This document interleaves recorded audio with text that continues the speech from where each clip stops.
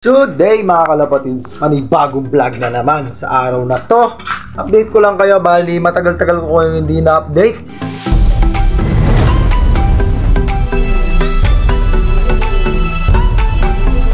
No, so last week umuwi yung panlaban natin, 'di ba? Nagabang tayo ng Bigan. Hindi siya nakauwi ng Bigan, 'di ba? Hindi siya nakauwi nung Sunday. Umuwi yung panlaban natin ng Tuesday. Ayun na siya. Nasaan siya?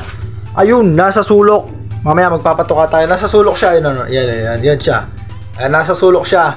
So, Tuesday tayo ngayon ulit. Ayan. Tapos, sa Friday, sasakay natin siya para sa final lap, Claveria, Cagayan. Dahil nga, meron pa tayong pag-asa. Meron pa tayong katiting na pag-asa para sa patibayan. Kahit paano naman, hindi tayo mabokya, di ba? Alis kahit mapaklak lang natin siya sa Claveria, paparty tayo kahit paano dun sa patibayan.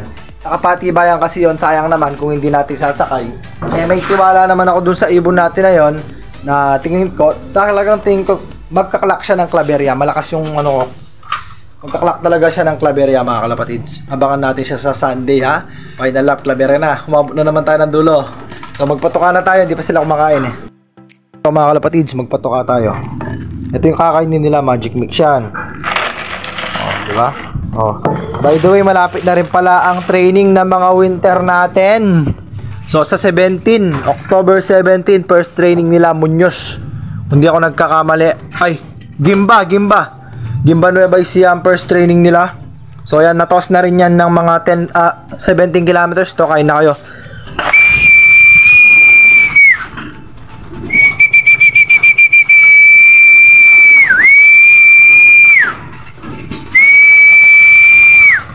Yung panlaban ko ay bumaba ah. Nasaan ba siya?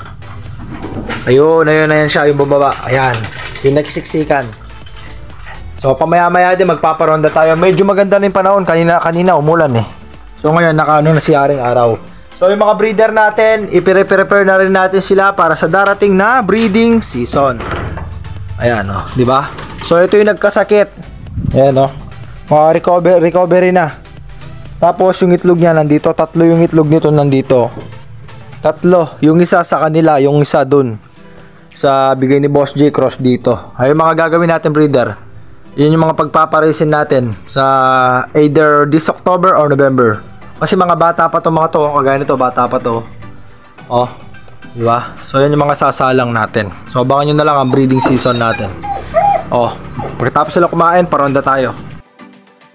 Open sesame. So ito, tapos na silang kumain, painumin naman natin sila ng B-complex. Yan, no? Oh, di ba? O, pagkatapos nilang uminom, paronda na. O yun, no? Napakaganda na nasikat ng araw, paronda na tayo pagkatapos nilang uminom. Pahinga lang sila ng konti. Oh, di ba? Ayan, no?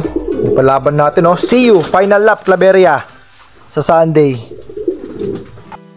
So ito mga kalapatids, ilagay lang natin sila doon sa isang sulok sa kabilang side para makapagparonda na tayo sabay-sabay.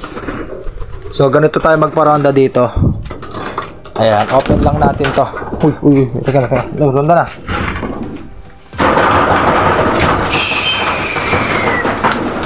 Uy, may mga natira pa dito. Labas. Ay,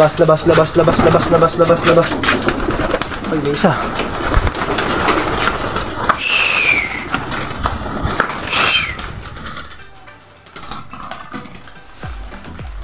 O, diba? Okay na mga kalapatids. Di pa tayo pwesto. So, dito tayo. Para makita natin nasa sila. Grabe, ang bilis. Wala na sila. Ito, ayun. Ayun pala. Sabog. Ayun o. Kita ba sa camera natin? Ayun o. Di ko alam kung kita pa sa camera natin mga kalapatids. Ayan sila. Ayun o, taas na o.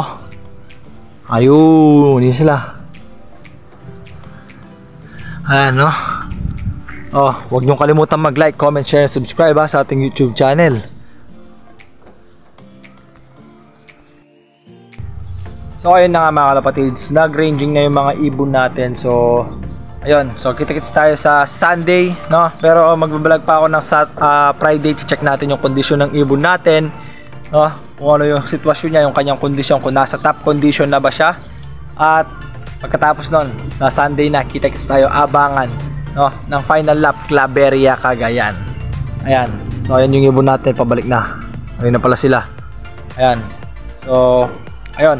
So maraming salamat sa mga patuloy na sumusuporta sa ating YouTube channel. Like, share, subscribe.